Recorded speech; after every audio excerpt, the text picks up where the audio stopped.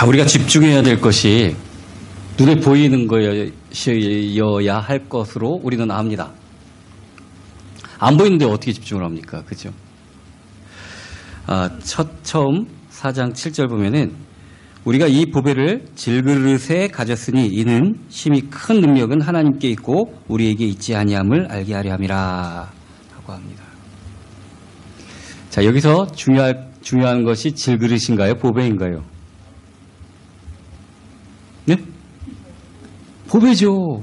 당연한 거 아닙니까? 그런데 우리의 삶은 보배에 집중하지 않고 질그릇에 집중을 합니다. 그래서 문제가 시작되게 되는 겁니다. 똑같은 재질들로 되어져 있으면은 그 그릇 가운데 뭐가 담겨져 있는 게 중요한 거죠. 그릇이 중요하진 않지 않습니까?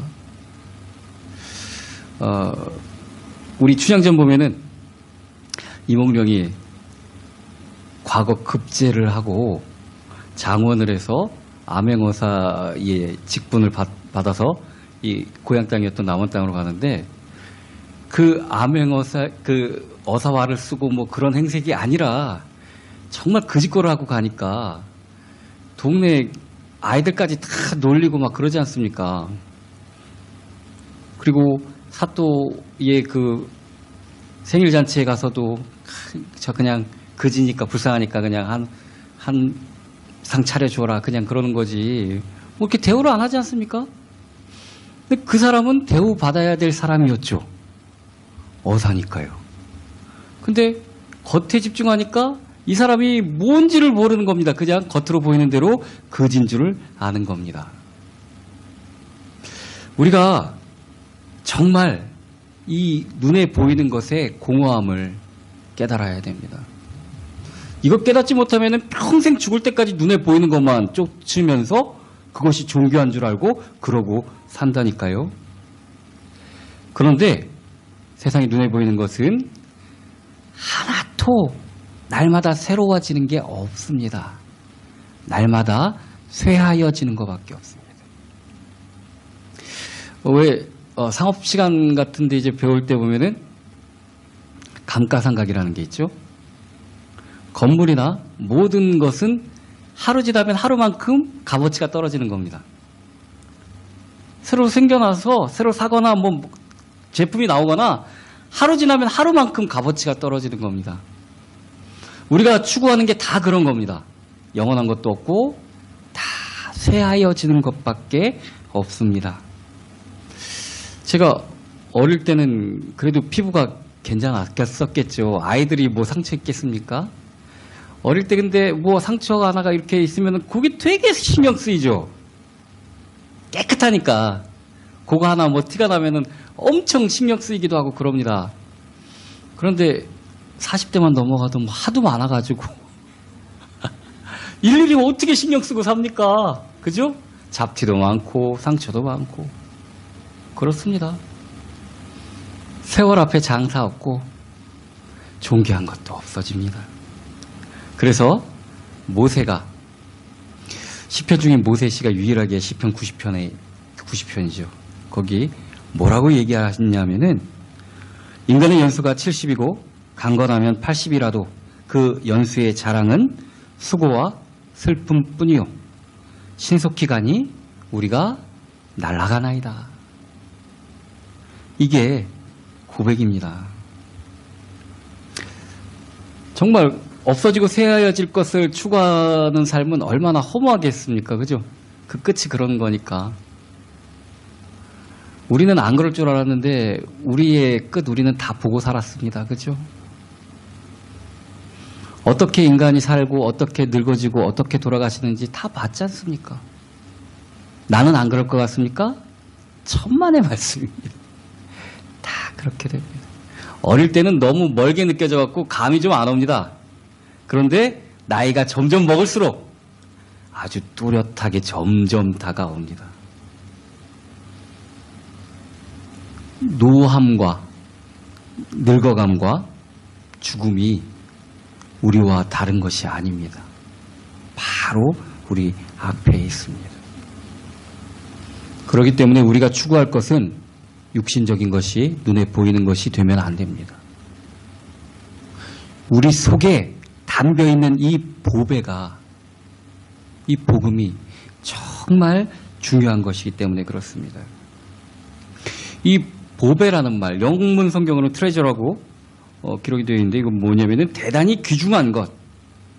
근데 헬라어로 이 문장을 보면은 우리나라에는 잘 없는 이 접속사가 쓰여져 있는데 역접사라고 반대와 반대말을 붙이는 대라는 헬라어가, 그리스어가 사용이 되어졌습니다. 그 앞에 것은 무엇인가? 질그릇하고 보배가 굉장히 대조적인 거라는 얘기입니다.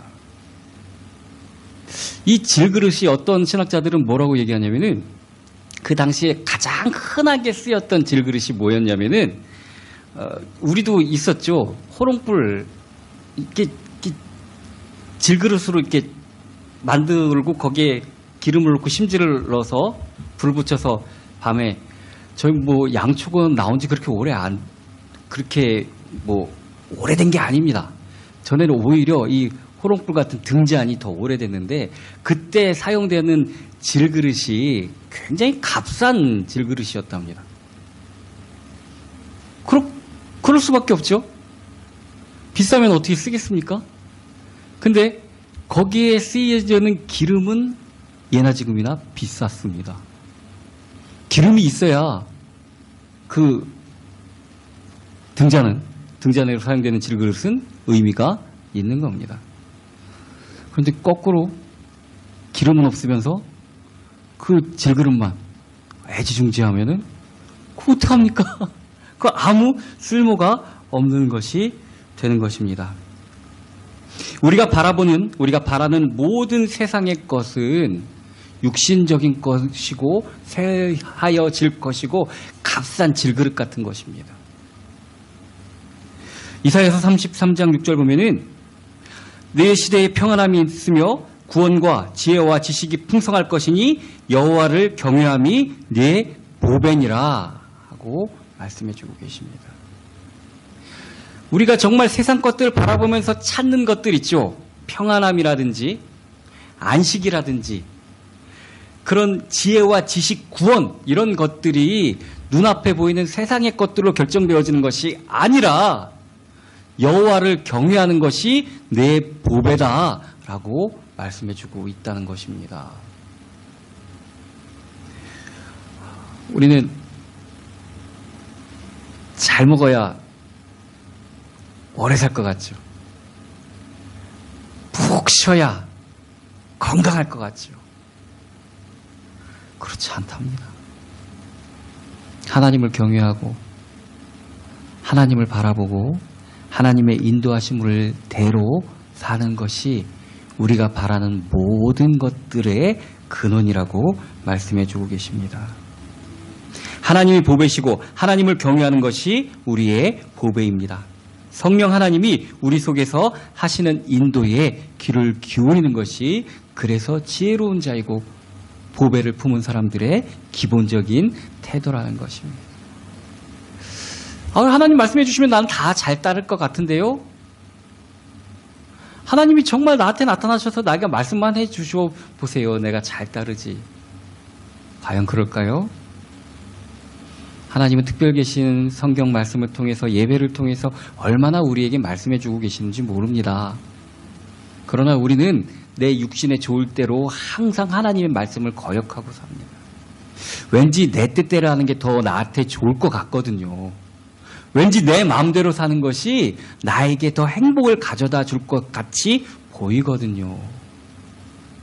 이것이 정말 어리석은 것이라고 성경은 말씀해 주고 계십니다. 자, 이 질그릇의 특징은 무엇인가? 표면이 거칠거칠하고, 그죠? 그 또 두드러진 특징 중에 하나는 유리가 아니라 안이 안 보인다는 겁니다. 안 보입니다. 불투명합니다. 질그릇은. 그죠? 그렇기 때문에 속에 들어있는 것이 겉으로 보여지지가 않습니다. 자, 아까 얘기한 대로 가장 그 예수님 시대에 값싸게 쓰였던 질그릇인 이 등잔을 보면은 등잔이라는 의미가 그냥 접시죠. 접시에다 심지 박아놓은 그런 의미도 있죠. 뭐 조금 더 고급품은 호롱불같이 만들 수도 있었겠지만 좀 움푹한 접시에다 기름을 붓고 심지를 꽂아서 거기다 불을 붙이는 것이겠죠. 불을 붙여줘야만 이 안에 기름이 있는구나 알 수 있는 겁니다. 불투명하니까. 유리병같이 안에 뭐가 들어있는지 알 수가 없습니다. 반대로 보면은 내가 하나님을, 내 안에 계신 하나님을 나타내는데 항상 방해가 된다는 겁니다. 우리를 먼저 부르신 것은 우리를 통하여서 복음을 알리게 하시기 위함입니다. 구원이라는 것은 내가 예수 믿고 끝이 아니라 그 예수님을 전달하여 주는 것까지입니다. 근데 그것을 막는 것이 항상 내 껍데기라는 겁니다. 누구한테는 내가 말 못하겠어. 아유, 저 사람한테는.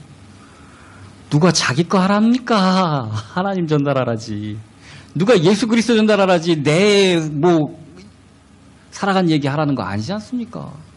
근데도 불구하고 우리는 우리가 스스로 아우, 안 돼, 막아. 아니야, 내가 할 말이 아니야. 과연 그럴까요? 가만히 보면은 예수 그리스도를 전달하는데 가장 방해되는 것은 내 자아고 내 생각입니다. 이게 깨트려져야만 올바로 복음을 증거할 수 있습니다. 가만히 생각해 보십시오. 그렇게 안 될 것 같은 일이 정말 안 되는 일인가? 안 되는 일 아닙니다. 내 자아가 깨져야 하나님이 역사하십니다. 내 생각이 무너져야 하나님께서 일하십니다. 하나님이 못할 거라고 자기가 다 문 다 닫아놓고 걸어놓고 그러고 해주시길 바라면 되겠습니까? 내 생각이 무너져야 되는 것입니다. 내가 존귀한 것이 아니라 내 속에 계시는 주님이 존귀한 것입니다. 이걸 꼭 깨닫기 바랍니다. 이제 한 해가 거의 다 지나갔습니다. 2020년도에서는 마지막 예배입니다. 그렇죠? 주일 예배로 마지막 예배. 우리가 생각했던 대로 시간이 흘러가지도 않았습니다. 그러나 주님의 계획은 다 이루어지셨습니다. 내 생각이 무너져야 됩니다. 주님이 항상 나타나야 되는 것입니다. 이 보배를 품은 자들은 어떤 효력과 능력을 가지게 되는가 하면은 8절 9절 보면은 우리가 사방으로 우겨쌈을 당하여도 쌓이지 아니하며 답답한 일을 당하여도 낙심하지 아니하며 박해를 받아도 버림받지 아니하며 거꾸러뜨림을 당하여도 망하지 아니하고 낙심하지 않게 되고 망하지 않는답니다. 상황들은 변화돼서 올 수 있습니다. 어떨 때는 이런 사건이 올 수 있고 어떨 때는 저런 사건이 올 수 있습니다. 그래도 걱정 없습니다. 내 속에 계신 하나님께서 우리를 인도하시기 때문에 낙심할 일도 없고. 낙심이 왜 되죠? 믿는 구석이 없으면 낙심이 됩니다. 그죠?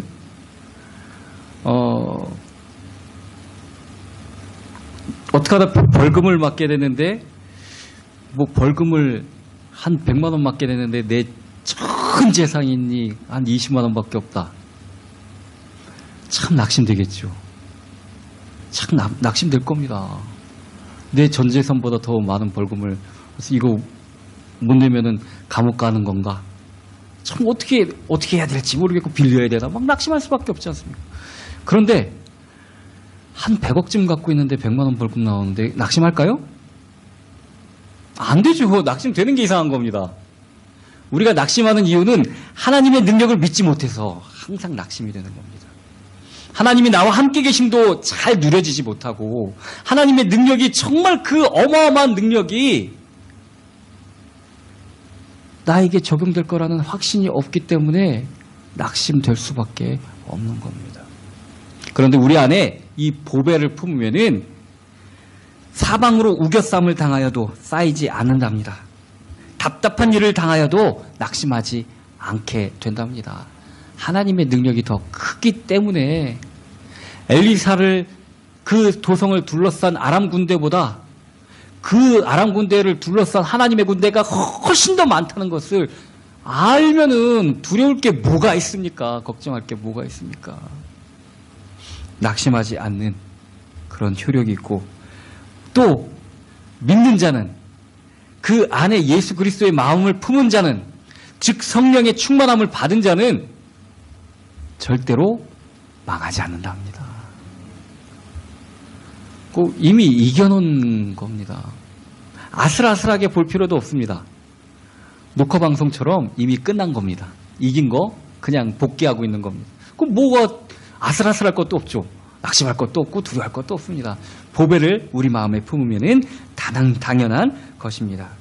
히브리서 10장 35절 보면은 그러므로 너희는 담대함을 버리지 말라. 이것이 큰 상을 얻게 하느니라. 이미 이겼는데 왜 이렇게 마음 졸여하고 근심하고 걱정하느냐. 담대하게 나가라. 네가 담대하게 나가는 만큼 더 큰 상이 준비되어져 있다라고 말씀하시는 것입니다. 그래서 이 같은 히브리서 10장 뒷부분의 끝으로 사도 바울은 뭐라고 얘기하냐면은 우리는 뒤로 물러가서 멸망할 자가 아니요 오직 영혼을 구원함에 이르는 믿음을 가진 자니라 하고 말씀해주고 계십니다. 우리는 내가 구원받는 것뿐만이 아니라 다른 사람들을 구원시키는 그 믿음을 가진 자라고 얘기해주고 계시는 것입니다. 그것이 우리의 보배입니다.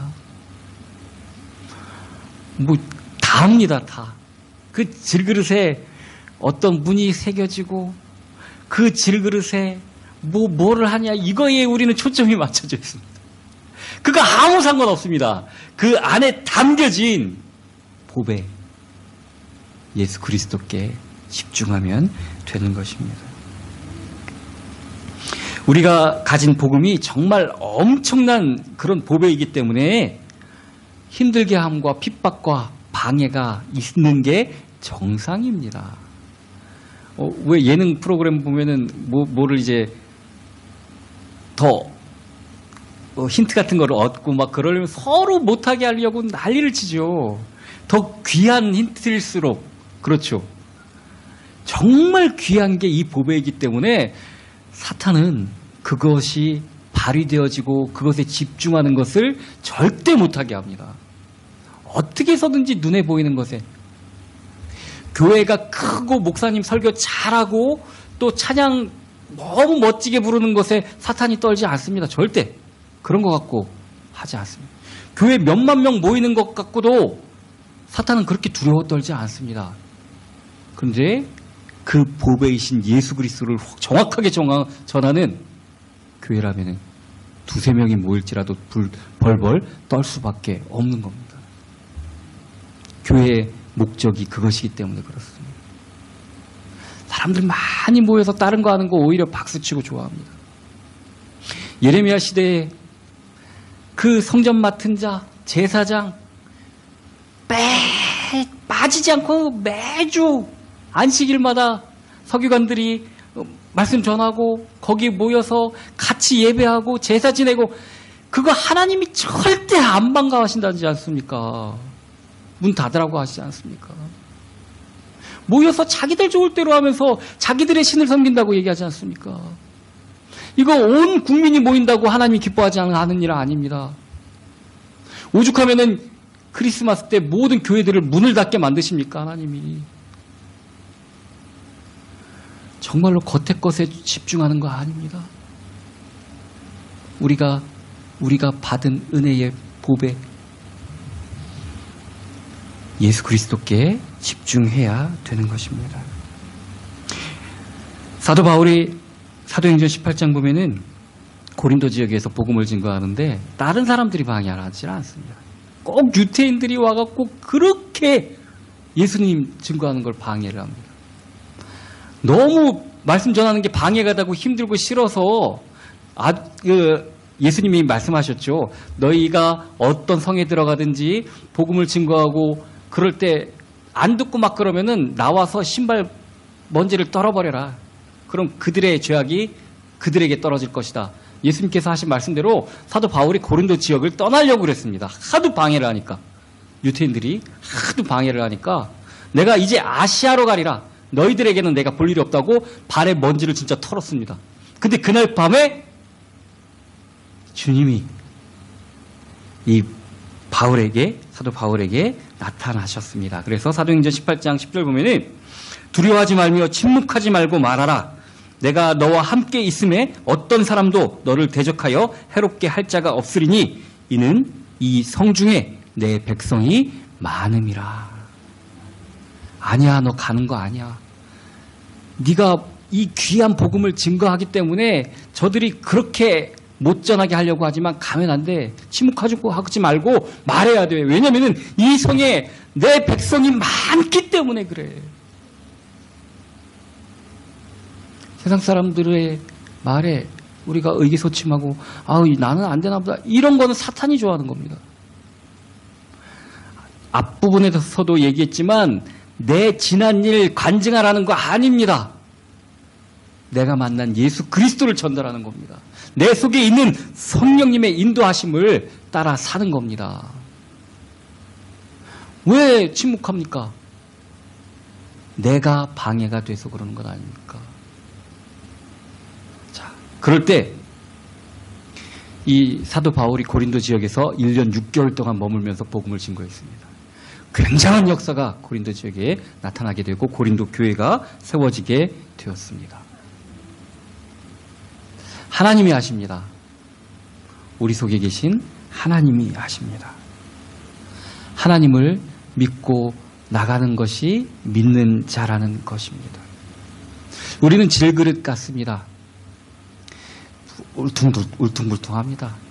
질그릇의 특징이죠. 도자기같이 이쁘게 비춰지지 않아. 질그릇은 모양도 똑바르지도 않고 울퉁불퉁하고. 대충 질그릇을 왜 만드냐면은 미술적인 가치 이런 게 아니라 질그릇은 목적에 맞게 사용되려고 싸게 빨리 만드는 게 질그릇입니다. 그래서 거칠고 그래서 볼품도 없습니다. 질그릇의 어떤 미술적인 그런 효용 가치를 따지려면은 다른 도자기나 그런 걸 갖고 해야 되죠. 질그릇의 용도는 물건을 담는 용도입니다. 우리가 훌륭하고 우리가 그런 줄 알고 그래서 그거 내세우느냐고 우리 속에 담긴 그리스도가 안 보이면 무슨 소용이 있습니까? 우리는 질그릇 같은 사람들입니다. 자꾸 내가 보여져서는 안 됩니다. 나는 그래. 나는. 그럼 뭔 소용이 있습니까? 나는 그러면 지금부터 바꿔야죠. 그리스도를 위해서 살아야죠. 이제껏 나는 그랬어. 그럼 이제부터는 안 그래야죠. 그죠? 이제부터는 안 그래야죠. 이제 정말 2020년까지도 남아있었던 질그릇 같은 내 생각과 내 사상이 깨어지길 바랍니다. 정말로 내 안에 계신 예수 그리스도가 나타나시기를 바랍니다. 우리가 사는 동안 사방으로 우겨쌈을 당한 것처럼 답답한 일을 겪을 때도 있습니다. 내 남편도 이해 못하고 내 아내도 이해 못하고 나를 낳아주신 부모님도 이해 못하고 자녀들은 말할 것도 없죠. 자기 좋을 대로 살지 언제 부모님 그렇게 생각합니까? 우리도 그랬듯이. 그죠? 정말 사방으로 나를 알아준 사람 아무도 없는 것 같고 내가 마음 터놓고 얘기할 사람도 없는 것 같지만 그렇게 사방으로 우겨쌈을 당한 것처럼 답답한 일을 겪을 수 있지만 우리 속에 하나님이 계십니다. 그래서 낙심할 필요가 한 가지도 없는 것입니다.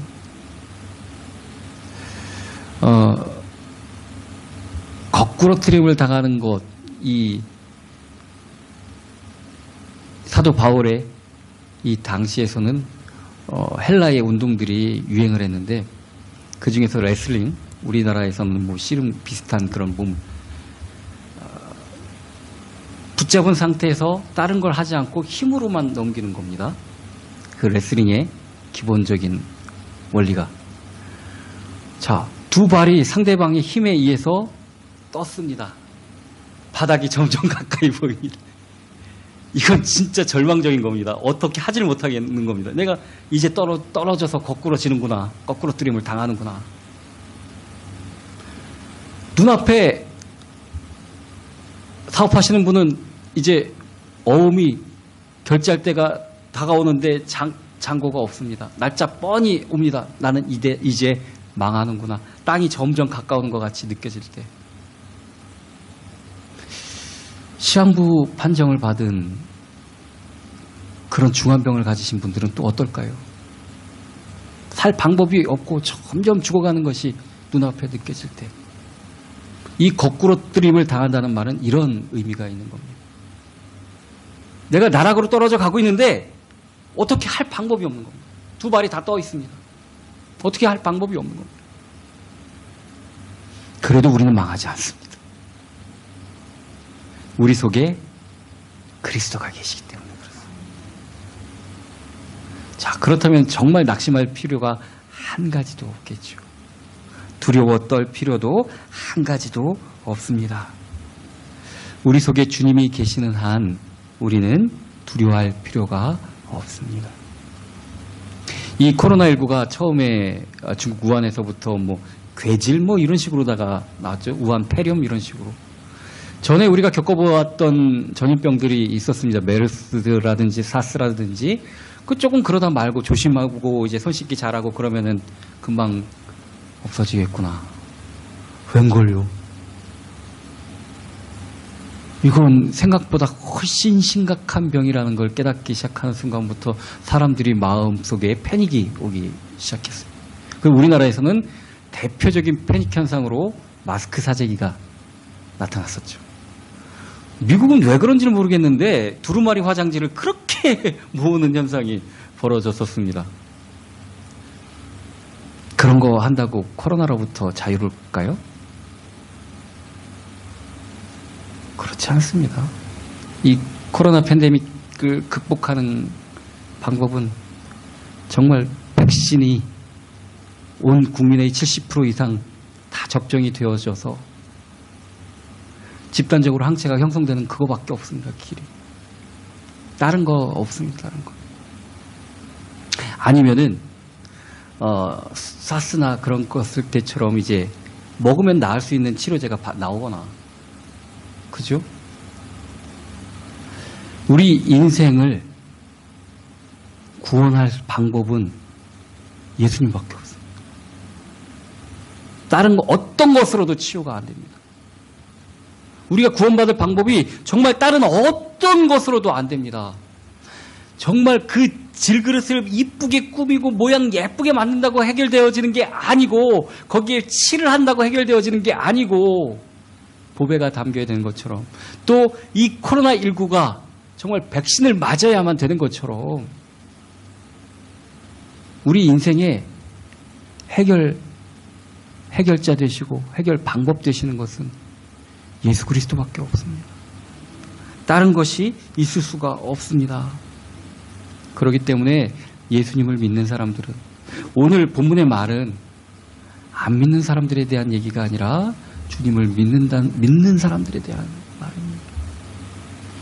정말 깨지기 쉽고 별 볼품없는 껍데기에 그거보다가 정말 중요한 걸 놓치지 마시고 우리 안에 담긴 보배이신 예수 그리스도께 집중하는 것입니다. 2021년도에서도 승리하고 성공할 방법은 이것밖에 없습니다. 새로운 정책, 새로운 교회에 나아갈 방향 솔직히 없습니다. 오직 하나님만 바라보고 나가는 것밖에 없습니다. 우리는 정말 너무 좋으신 인도자를 모시고 있습니다. 우리는 처음 살아보는 거 아닙니까? 그런데 우리를 이끌어 가시는 분이 세상을 창조하신 분입니다. 그러니 무엇을 두려워하고 무엇을 무서워할 필요가 있겠습니까? 우리 보고 야 먼저 가봐, 너 먼저 가, 뒤따라갈게, 이게 아니라 손잡아 이끌어 주신다는데, 그죠? 정말 주님을 바라보고 주님께 집중하시기 바랍니다. 2020년도보다 이제 앞으로 올 2021년도에는 더욱더 주님만 의지하고 주님을 바라보고 나가는 그런 저와 여러분이 되기를 예수 그리스도의 이름으로 축원합니다.